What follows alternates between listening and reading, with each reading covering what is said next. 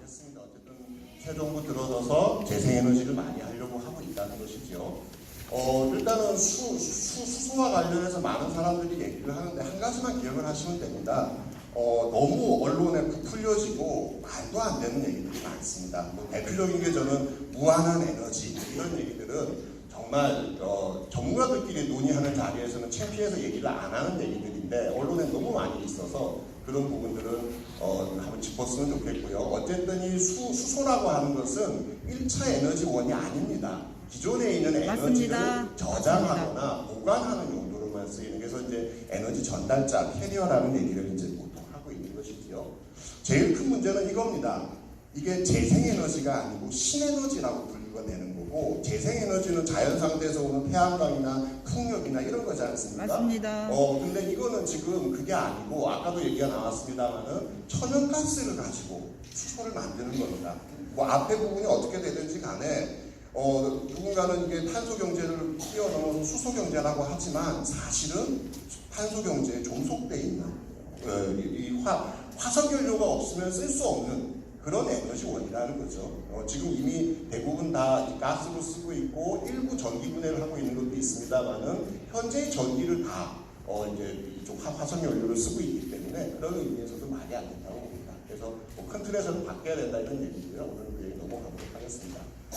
그래서 정부가 갖고 있는 계획도요, 화석연료로부터 시작합니다. 즉, LNG를 가지고, 아까 뭐 자동차 얘기도 나오고 발전소도 나왔는데, 근본적으로 이건 재생에너지가 돼서 아닙니다. 재생에너지가 아니라 화석에너지를 이용해서 만드는 에너지원인 거고, 그런 측면들에서는 사실은 굉장히 좀 안타까운 부분들이 많다. 즉, 우리가 앞으로 이 이산화탄소 문제 이런 것들을 뭐 아까 얘기를 많이 해주셨습니다만은 극복해야 되지만, 훨씬 석탄보다 적게 나옵니다. 하지만 굳이 왜 LNG를 다시 수소로 만들었다가 그걸 가지고 또 전기를 만들어야 한다는 것이냐에 대해서는 많은 의문을 갖고 있습니다. 넘어가고요. 이제 인천 얘기로 바로 그냥 넘어가볼게요. 제가 지난번에 한번 인천에 불러주셔가지고 강연을 할 때도 쓰고, 그때 이제 처음으로 한수원 홈페이지 그리고 인천 열교전지 홈페이지 개통된 지 얼마 안 됐을 때 갖고 온 사진입니다. 지금도 저는 정보가 충분히 전달이 안 되고 있다고 보고, 당시 제가 강연을 할 때만 하더라도 인천 연료전지는 현재 90개를 짓는데 앞으로 더 지을 수도 있다 이런 얘기들이 나왔었습니다. 근데 제가 또 최근 다시 듣기로는 이제 안 지을 거다, 이런 얘기도 또 나온다고 그럽니다. 이런 것들이 사실은 정보들이 계속 왔다 갔다를 하고 있는 거죠. 이 홈페이지에 있는 이거를 가지고 온 게 불과 몇 달 전입니다. 많은 것들이 지역 주민들에게 미리 알려지고 미리 무언가가 소통됐더라면 저는 이런 불필요한 혼란들이 많이 없었을 거라고 봅니다. 그런 측면에서는 굉장히 안타깝게 시작이 된 것이고, 다 아시겠습니다만 옆에 여러 공단 지역들이 같이 있습니다. 이미 환경이 그렇게 썩 좋은 지역이 아니라는 거죠. 거기에 추가로 이게 들어서는 겁니다. 그래서 저는 이 문제에 대해서 제대로 짚어봐야 된다. 과연 얼마나 이것이 문제가 될 것인지에 대해서 발전 사업자가, 이것을 하려고 하는 사업자가 먼저 제시해라, 이런 얘기들을 계속 반복해 왔습니다. 그래서 당시에, 지금도 마찬가지입니다. 구할 수 있는 스펙이라는 것은 두산 연료전지는 나중에 나오셨으니까 얘기 잘해주실 것 같은데요. 이 홈페이지에 나와 있는 이게 다입니다. 그런데요, 보시면은 그렇습니다. 석탄보다는 적게 나오고 가스보다 적게 나올지 모르겠습니다. 하지만 분명하게 배출량이 기록이 되어 있고요. 질소화합물, 그리고 이 VOC라 그래가지고 나와 있는 그 여러 가지 유기물들, 그리고 질소화합물들, 그리고 CO, 일산화탄소 같은 것들도 나옵니다. 소음도 나오고요. 이것이 지역 주민들에게 또 내지는 인근 지역에 계신 분들에게 어떤 영향을 미칠 것인지에 대해서 답변을 해달라, 이런 얘기를 반복적으로 저도 했고요. 근데 안타까운 것은 제가 실제로 그 질의서를 봤습니다. 공기청정기 같은 역할을 한다. 1970년대 그 이전부터 우주선에 연료전지를 썼다. 사실은 그렇죠. 저는 근데 이렇게 봅니다. 이 공기청정기라고 하는 것은 굉장히 저는 사람들을 현혹시키는 표현이라고 봅니다. 어느 기계나 공기를 쓰는 장치든 앞에 필터를 갑니다. 그래서 제가 그때도 말씀드렸는데요. 이게 공기청정기라면은 저희 사무실에 있는 컴퓨터도요, 앞에 필터가 달려 있습니다. 먼지 걸러주고요. 물론 미세먼지까지는 못 걸러주죠. 하지만 그건 부수적으로 나오는 기능인 거지, 아무도 저희 집에 있는 컴퓨터를 보고 공기청정기라고 부르지 않습니다. 마찬가지인 거죠. 저는 그런 면들에서는 제대로 된 정보가 공급돼야 된다. 그런데 다른 발전소의 경우에는요, 이것이 이런 논란이 있기 전에 환경영향 평가도 하고요, 사전 사업성에 대해서 평가도 하고요. 그래서 환경 문제뿐만 아니라 사회적인 문제들에 대해서도 검토를 하는 게 일반적입니다. 하지만 인천 동구에 있는 발전소의 경우에는 이런 절차를 밟아하지 않았습니다. 이 민허가 절차판이 다 끝나고 이게 산을 뜨려고 하는 그 순간에서야 내용이 알려져 있고, 지금도 이런 기본적인 자료들은 저는 잘 모르겠습니다. 오늘 저보다 먼저 발표해 주시는 서 교수님께서 그런 얘기를 해주셨으면 더 좋았을 거라고 보는데요. 저도 잘 모르겠습니다. 앞으로라도 나와야 된다는 거죠. 분명한 것은 관련해서 나오고 있다는 것이니까. 그래서 제가 나름대로 부산중공업에서 나와야 되고 부산연료전지에서 나오고 다들 계산해봤습니다. 질의응답서를 봤더니 예를 들면 질소화합물은 미미하다, 얼마 안 된다, 이렇게만 되어 있다는 거죠. 미미하다는 표현이 참 애매한 표현입니다. 안 나온다는 건 아니거든요. 네, 나온다는 겁니다. 그 양이 작다는 거죠. 근데 작다 많다는 것은 상대적인 것이지 절대적인 개념이 될 수가 없습니다. 네, 왜? 0이 아니기 때문인 거죠. 그래서 나온다는 것이고요. 그래서 그걸 가지고 대충 제가 그냥 알고 있는 상식을 가지고 계산해 보았습니다. 그랬더니 예를 들면 질소화합물의 경우에는 인천에 있는 동국제 제강에서 배출하는 질소화합물보다는 약간 작은, 하지만 그거의 한 절반은 좀 넘는 부분의 양이 나오고요. CO2 같은 경우에도 아까 마치 CO2가 다 없는 것처럼 얘기를 하지만 CO2가 안 나올 수가 없습니다. 왜? 천연가스를 쓰는 거니까요. 그 뒤에다가 천연가스를 포집하는 장치를 달면 0이 될 수도 있겠죠. 하지만 아직 그런 기술이 없고요. 앞으로 개발하더라도 설사 더 CO2를 모아가지고 저장할 장소가 없습니다. 이 인천 동구에는 저거를 실행할 수 있는 단계가 아니라는 거죠. CO2도 나옵니다. 나오는 양이 어느 정도냐, 이것도 다른 데랑 비교해봤습니다. 현대모비스보다 많이 나오고요. 쌍용 자동차보다 좀 적게 나오더라고요. 이런 정도의 양이 나옵니다. 이걸 그냥 단순하게 미미할 수 없다는 것처럼 보이게 설명하는 것은 오히려 혼란이 가중된다고 봅니다. 비슷하게 각각의 연료전지가 대충 자동차 정도의 소음이 난다고 그렇게 되어 있습니다.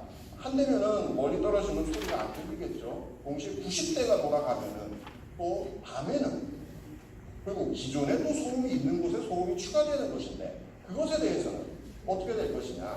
심지어 이런 대규모 건설공사가 있으면 환경영향평가서 상에는 건설공사할 때 덤프트럭 숫자까지 계산해 가면서 인근 지역에 있는 진동이나 소음 피해들을 가지고 지역 주민들에게 설명하고 그것에 대해서 동의를 구하고 어떻게 하면 저감할 수 있을 건지에 대한 계획을 사업자가 세웁니다.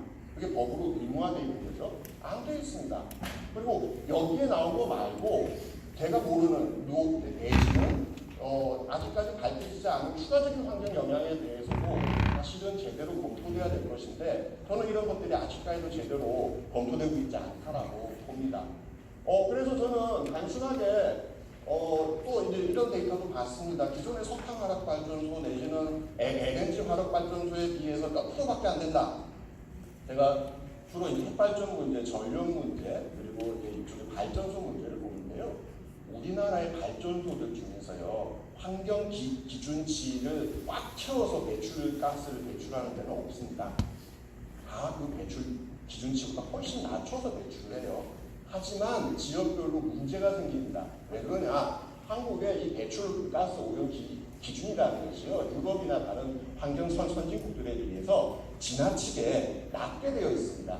그러니까 굉장히 느슨하게 되어 있는 거죠. 그러다 보니까 예를 들면 기준치 10%다, 그리고 20%밖에 안 된다, 이런 식의 이야기들은 사실은 환경하는 쪽에서는 의미가 없는 얘기입니다. 그게 중요한 게 아니고 얼마나 나오느냐. 특히나 여기 지금 인천 동구처럼 인근에 있는 지역이랑 같이 놓고 봤을 때 어떻게 될 것이냐, 이런 부분들을 종합적으로 검토하는 것이 필요하다라고 봅니다. 소음 문제 역시 마찬가지입니다. 뭐 일상적으로 차가 지나다니고 시끄럽습니다만 문제가 되는 건 항상 야간입니다. 그리고 이 소음 기준의 경우에도 그냥 단순하게 일상적으로 쭉 오는 소음보다는 퉁퉁하는 크게 들리는 소리라든가 여러 가지 또 변화 요인들이 있을 수 있습니다. 그런 것들에 대해서 종합적인 데이터들이 나오고 이걸 가지고 얘기를 풀어가는 것이 필요한가 안 되느냐 저는 그렇게 봅니다. 왜냐하면 여기는 사람들이 살고 있는 아파트 단지지 않습니까? 지역의 주민들이 살고 있는 곳이기 때문에 그렇지 않은 상업지역이나 내지는 일반적인 뭐 공장지역이나 이런 지역하고는 차이가 분명히 있을 수밖에 없다는 거죠. 그래서 저는 이제 절차 부분을 봤으면 아마 잘 알고 계실 겁니다. 이게 우리나라 현재 고질적인 문제입니다.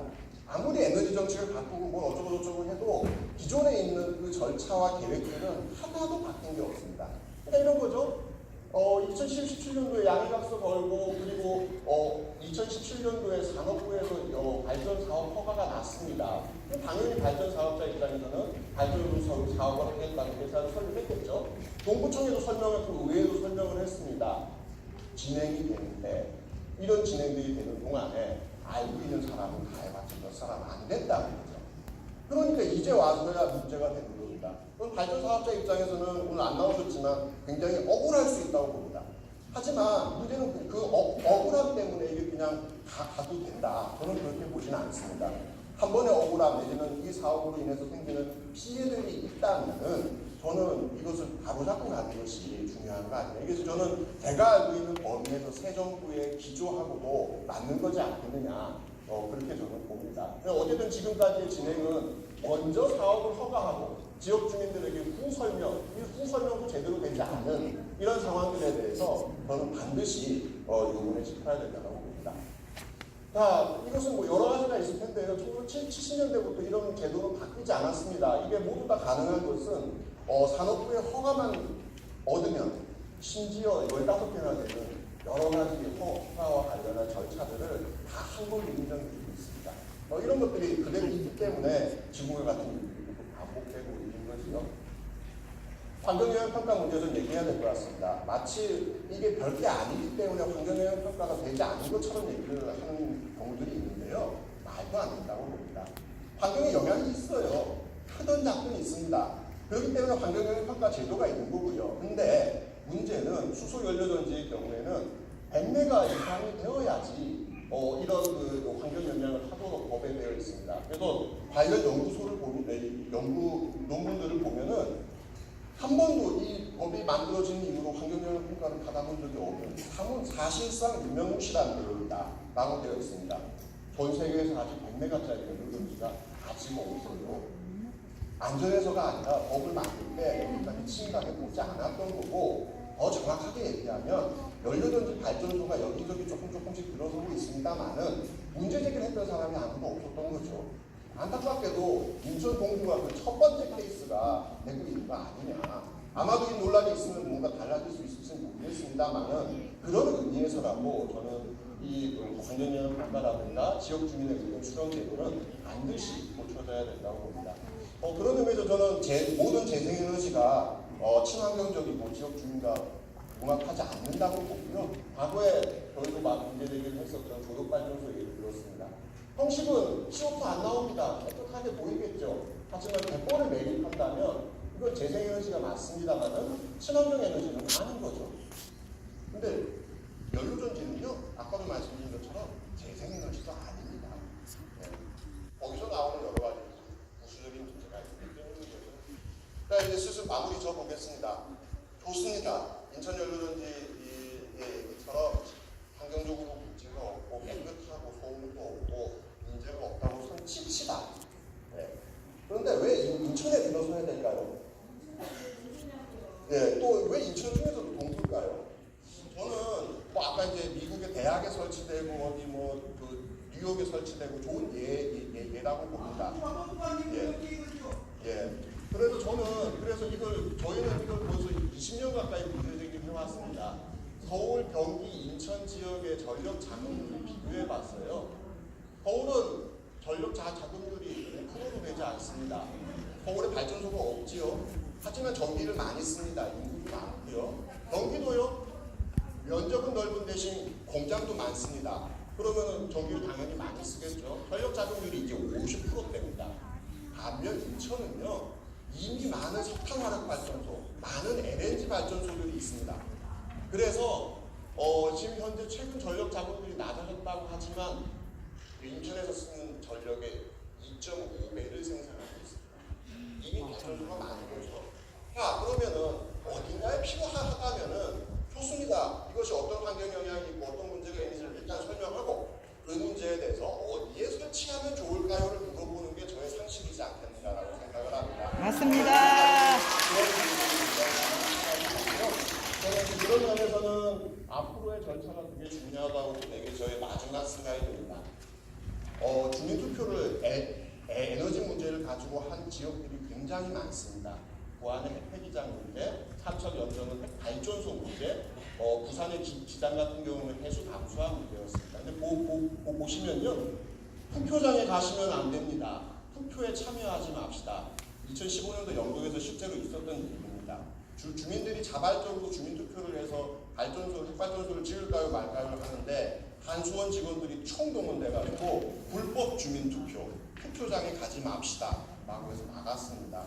그럼에도 불구하고 지역 주민들이 자기의 의사를 표현해서 현재 영동의 핵발전소는 폐쇄되는, 백지화되는 수순을 밟고 있습니다.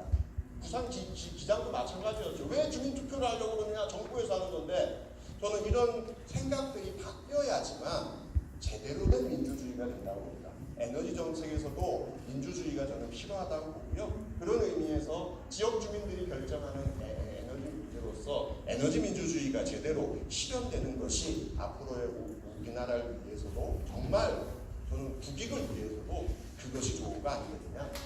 맞습니다. 감사합니다.